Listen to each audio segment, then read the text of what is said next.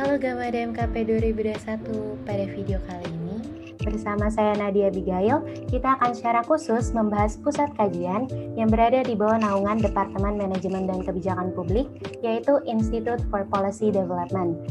Video ini bertujuan untuk para mahasiswa baru MKP agar dapat lebih mengenal apa itu Institute for Policy Development, sehingga nantinya juga dapat berpartisipasi dalam aktivitas yang dilaksanakan oleh pusat kajian ini. Nah, pada kesempatan kali ini teman-teman sudah ada Mas Media, dosen serta salah satu peneliti di Pusat Kajian DMKP yang akan menjadi narasumber kita untuk menjelaskan hal-hal lebih lanjut seputar Institute for Policy Development. Selamat sore, Mas. Selamat sore, Nadia. Apa kabar? Gimana kabarnya, Mas? Baik, aku baik. Sehat.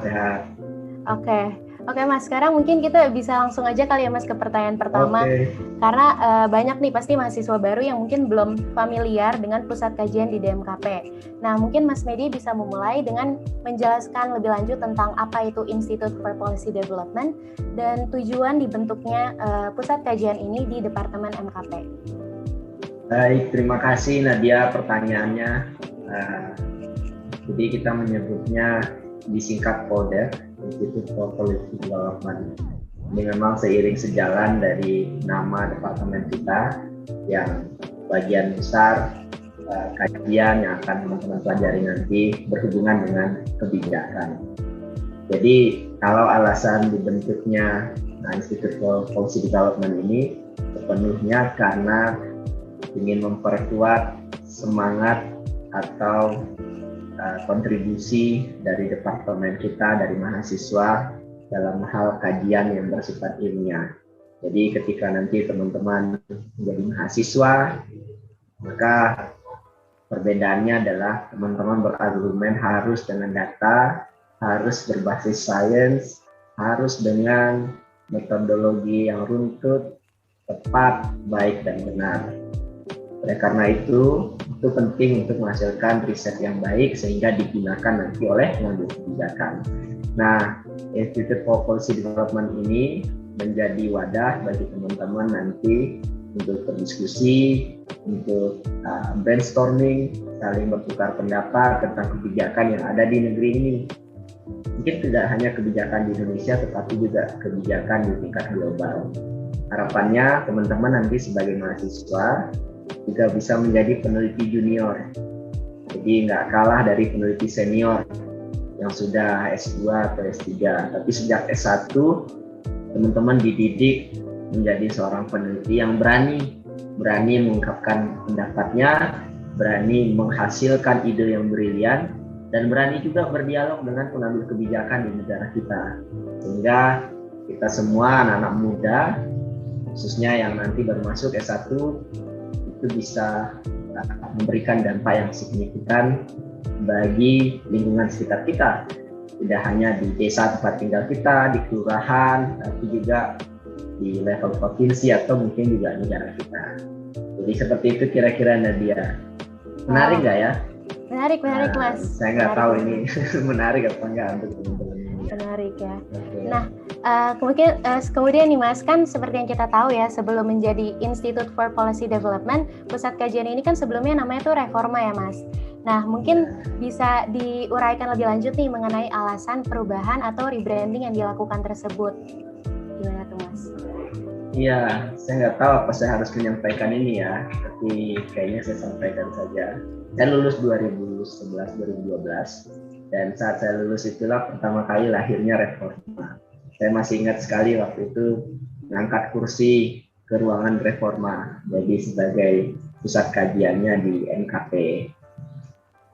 Kemudian saya pergi jauh sekali ya, kerja, kemudian sekolah, hingga kemudian pulang lagi ke Indonesia di tahun 2020 awal kemarin. Nah, ketika pulang dipercaya sebagai tukang sorak ya di Policy Development. Kemudian ya sesederhana saya hanya ingin memberikan semangat baru untuk teman-teman. Jadi yang dirubah bukan substansinya, tetapi yang dirubah di sini adalah semangatnya. Semangat di mana kolaborasi bisa dilakukan antar mahasiswa, sesama mahasiswa dengan pengajar atau dosen, dan juga mahasiswa dengan lingkungan atau stakeholder pengambil kebijakan. Itu semangatnya. Hingga kalau dari kata-kata reforma, sebetulnya dengan policy development sekarang, pada prinsipnya kita tidak mengalami perubahan yang signifikan. Jadi rebranding ini diharapkan ada nuansa baru, semangat baru, dan ya mudah-mudahan program-program yang lebih baru dan lebih impactful, karena kami menginginkan sekarang ini tidak hanya sebagai sebuah kajian, tetapi juga sebagai organisasi yang impactful terhadap kondisi hari ini. Jadi misalkan sekarang COVID-19, Poldev harus memainkan peran sesederhana memberikan saran-saran solusi kebijakan untuk kepala desa di kampung, untuk bupati, untuk gubernur, dan syukur-syukur bisa memberikan saran kebijakan bagi pemerintah pusat yang saat ini sedang bertarung menghadapi pandemi. Saya kira itu, Nadia. Oh, oke, Mas. Jadi bukan secara kayak substansinya ya, tapi lebih ke arah semangat dan mungkin kayak organization culture ya gitu ya, Mas, dalam betul. pusat kajian. Ya, karena waktu terus berubah ya, dan manusia ikut berubah di dalamnya. Dulu tahun 2011, 2012 mungkin pola kerjanya begini, saya merasakan betul di awal reforma dulu, dan sekarang setelah beberapa tahun setelahnya 2021, sekarang ada sisi teknologinya, kita bisa lebih impactful lewat online. Sekarang juga saya kira mahasiswa lebih cerdas dibandingkan mahasiswa angkatan saya. Sekarang kayaknya yang dapat IPK 3,9 itu udah banyak banget gitu ya. Jadi kita harus bisa menyikapi itu bukan sebagai sebuah tantangan ya, tapi sebagai sebuah potensi yang harus kita optimalkan ke depan. Jadi semangat baru, cara kerja baru, supaya bisa lebih impactful, itu yang kita harapkan dengan Poldev hari ini. Oke. Nah, Mas, tadi kan sudah dijelaskan ya bahwa Poldev sendiri ini memang berfokus pada riset atau penelitian. Nah, di dalamnya sendiri kira-kira ada divisi atau klaster penelitian apa aja tuh, Mas? Kemudian berbicara tentang keanggotaannya juga di dalam Poldev itu seperti apa tuh, Mas? Oke. Jadi kita terbagi di 4 klaster. Jadi kita menyebutnya yang pertama itu governance and management, kemudian growth and prosperity, organizational development and human resource, dan satu lagi yang terakhir digital development.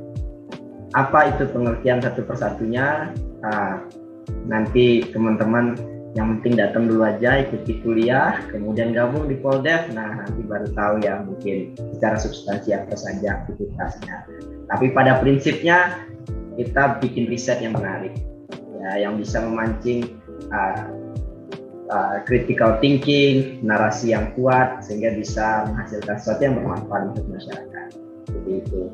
Kalau anggotanya siapapun yang ingin bergabung di Poldev dengan senang hati. Jadi kalau dulu orang melihat institusi riset di kampus ini isinya adalah dosen-dosen saja, sekarang sudah berubah, dosen-dosen dan mahasiswa. Dosen itu paling berapa orang jumlahnya? Nggak sampai 20 mungkin yang aktif.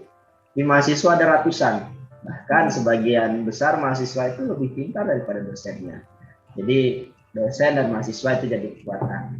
Tetapi 5 tahun lagi mungkin berubah. Nanti saya berharap Poldev itu isinya nggak cuma dosen dan mahasiswa, tetapi juga kepala desa, sekretaris BUMDes, BUMDes di desa teman-teman nanti masuk ke Poldev, nggak apa-apa, nanti kita berdiskusi bareng. Atau mungkin juga pengambil kebijakan di level daerah atau di pemerintah pusat. Jadi sekarang dunia sudah berubah ya, kita semua harus bekerja dengan multidisiplin. Saya kira itu semangatnya. Nggak ada kartu anggota. Ada kartu anggota. Okay. Jadi dari keinginan hati lah ya Mas, pokoknya kalau misalnya berminat diterima terus sebuka-bukanya lah oleh Poldev gitu ya Mas. Nah, kemudian nih Mas, mungkin sekarang mau kepo dikit nih Mas tentang kajian apa saja yang sedang dilaksanakan atau dilakukan oleh Poldev sekarang ini, ataupun mungkin publikasi riset atau kegiatan yang sudah terlaksana lah sejauh ini. Baik, saya mungkin hanya akan highlight beberapa kajian yang signifikan ya yang kita lakukan akhir-akhir ini. Kalau disampaikan semuanya ada banyak sekali memang secara reguler kita lakukan gitu. apa itu termasuk kerjasama dengan pemerintah daerah, pemerintah pusat, dengan pihak swasta dan seterusnya. Tapi akhir-akhir ini kita concern pada persoalan COVID dan penanganan COVID di Indonesia, khususnya pada saat PPKM darurat ini. Kemarin misalkan kita melakukan konferensi pers, kita melakukan riset tentang dampak PPKM darurat bagi pergerakan masyarakat dengan menggunakan big data. Nah, ini dikerjakan oleh mahasiswa-mahasiswa, termasuk mahasiswa S1. Kemudian dalam konferensi pers, kemudian nanti didengar oleh wartawan dan nanti masuk berita, gitulah kira-kira. Jadi berita-berita yang teman-teman lihat di media massa, mungkin ada 1-2 yang nanti teman-teman temukan adalah berita yang dihasilkan oleh tim peneliti di Polder. Jadi ketika teman-teman sudah menjadi mahasiswa S1 nanti, saya justru yang akan menantang teman-teman untuk bisa terlibat. Jadi bukan teman-teman yang nanti akan menantang atau akan mencoba ya. Justru saya berharap teman-teman bisa terlibat aktif. Terus itu Nadia. Oke, nah mungkin Mas, ini juga mungkin akan berhubungan sih dengan pertanyaan selanjutnya, yaitu mengenai bentuk hasil atau outcome dari kajian ataupun riset-riset yang dilakukan oleh Poldev. Misalnya apakah dalam bentuk rekomendasi kebijakan, atau artikel jurnal, atau buku, atau gimana tuh Mas?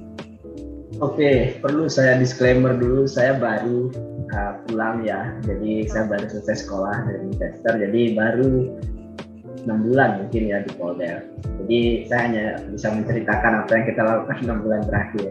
Jadi outcome yang kita lakukan macam-macam, bisa report, bisa berupa diseminasi riset, gitu, bisa juga advokasi kebijakan, itu seperti yang kita lakukan kemarin, dan juga bisa bersifat workshop. Jadi misalkan beberapa minggu yang lalu kita melakukan pelatihan bagi mak-mak perempuan yang ada di NTB dan di NTT, supaya mereka bisa meningkatkan perekonomian mereka. Itu bekerja sama dengan Oxfam, dan kita ke sana memberikan pelatihan terkait pemberdayaan ekonomi masyarakat dan juga dalam rangka meningkatkan kesetaraan gender. Jadi bisa macam-macam outcome atau hasil penelitian yang dilakukan oleh OPM. Nah, banyak lagi tapi baiknya nggak saya ceritakan sekarang supaya teman-teman penasaran. Jadi kalau saya ceritakan nanti malah nggak mau masuk Polder atau gabung. Ya, gitu mungkin dia. Oke Mas. Nah nih, tadi kan Mas Media udah mention ya kalau misalnya mahasiswa tuh bahkan kayak dituntut bisa berpartisipasi dalam Poldev. Nah itu gimana tuh Mas? Mungkin kayak mahasiswa baru masih bingung, nah gimana nih mau join tapi masih bingung gimana caranya. Nah itu gimana Mas? Ya, saran saya sederhana saja. Nanti setelah bangun pagi, jam berapa bangun pagi ya, mulai dari 7:30 itu pastikan teman-teman ada aktivitas sampai sore. Aktivitas yang bermanfaat. Ya, jadi harapannya ketika jeda waktu itu teman-teman bisa nanti ikut kuliah, bisa ketemu teman di MKP, dan salah satunya mungkin bisa terlibat di Polder. Jadi partisipasi dari teman-teman itu tentu saja tergantung dari kemauan dari teman-teman sekarang gitu. Satu hal yang ingin saya sampaikan, nanti sukses atau tidaknya selama S1 ya, itu memang sangat bergantung dari determinasi teman-teman untuk mendapatkan manfaat selama kuliah. Jadi ada yang istilahnya kupu-kupu dulu, kuliah pulang. Nah jangan seperti itu. Kalau yang kupu-kupu itu nanti rada ribet nyari kerja gitu, karena ketika ditanya sama usernya, kamu udah punya pengalaman apa? Nah nanti bingung jawabnya kan, meskipun IPK tinggi. Tapi kalau misalkan nanti seperti Nadia yang nanti kan dan sudah gabung di Polder, kamu punya pengalaman apa? Saya sudah menghasilkan kajian ini di Polder, saya kemudian melakukan advokasi kebijakan lewat organisasi mahasiswa, saya melakukan riset tentang ini, itu, dan lain sebagainya. Oke, saya akan terima Nadia dan gajinya akan sebesar sekian puluh juta rupiah misalkan. Jadi itu sesuatu yang perlu teman-teman optimalkan ke depan ketika menjadi mahasiswa S1. Tapi kalau online ya, sudah datang kuliah cuman online kuliah aja, nggak ketemu teman, nggak ngapa-ngapain ya, merugilah diterima di UGM. gitu. Karena tidak mengoptimalkan apa yang ada di IDM. Begitu mungkin Nadia. Nah ya, berarti ingat ya teman-teman mahasiswa baru, jangan disia-siakan kesempatannya nih ya untuk belajar terus. Dan mungkin ini sekarang kita masuk ke pertanyaan terakhir nih ya Mas, tentang harapan untuk Pusat Kajian Institute for Policy Development ke depannya. Ya, karena sekarang sedang COVID-19, negara kita sedang diuji. Kita bingung, pemerintah juga bingung. Jadi ada banyak sekali yang kita tidak tahu hari ini dan kita bahkan tidak bisa memprediksi masa depan. Jadi harapannya untuk Poldev adalah kita bisa mengkontribusikan apa yang kita punya. Di Poldev yang isinya mahasiswa, kita punya banyak kelemahan. Kita nggak punya pengalaman, ya kan? Kita mungkin sebagian dari kita lulusan S1 belum punya ijazah, mungkin nggak akan didengar orang misalnya.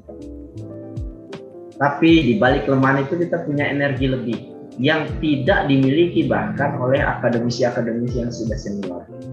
Apa itu energinya? Kita bisa begadang 18 jam mungkin hari kerja, misalkan anak muda ya. Tapi nggak saya sarankan sih. Nah, kita punya energi lebih, semangat lebih. Kita punya kemauan lebih untuk belajar dari internet. Bahkan informasi tersedia di luar sana. Mulai dari yang sangat-sangat scientific evidence-nya kuat sampai ke opini-opini dari pengambil kebijakan. Jadi potensi Poldev ini sebetulnya terletak dari orangnya. Kita masif, jumlahnya banyak, dan ini seharusnya kita optimalkan. Zaman dulu mahasiswa dulu bahkan sampai bisa merubah kebijakan pemerintah. Saat ini gimana? Nah, saya berikan jawabannya, mungkin teman-teman punya jawabannya. Ini saya jawab sendiri. Seperti itu Nadia, welcome. Oke. Di UGM, semoga happy, jaga kesehatan juga yang penting. Iya. Dan tetap semangat. Iya, kalau teman-teman nih udah mulai berminat ya untuk berpartisipasi dalam Poldev, mungkin pantengin aja kali ya Mas sosial medianya seperti Instagram atau Twitternya dan juga website resminya. Oke, ya boleh ikut kok, boleh berpartisipasi dalam kegiatan Poldev mulai dari sekarang. Iya. Jadi betul. Ada Instagramnya, follow Instagramnya. Nanti kalau ada Zoom, event-event Poldev ikut aja dari sekarang, nggak apa-apa. Supaya kayaknya gini nih nanti ke depan. Daripada mungkin melamun atau main game di rumah kan, nonton drakor. Lebih bermanfaat gitu ya Mas, ya, ikut webinar, ikut. Nah, betul. Oke, baik. Terima kasih Mas Media atas waktu dan kesediaannya nih. Oke. Karena sudah memberikan insight baru kepada Gama DMKP mengenai pusat kajian di DMKP. Nah, untuk teman-teman mahasiswa baru juga terima kasih udah menonton video ini sampai akhir, dan aku mau ngingetin jangan lupa untuk mengerjakan kuis mengenai pusat kajian di DMKP seperti yang sudah tertera di website resmi Policy Day. Terima kasih semuanya, selamat mengerjakan. Stay safe. Terima kasih Mas Media.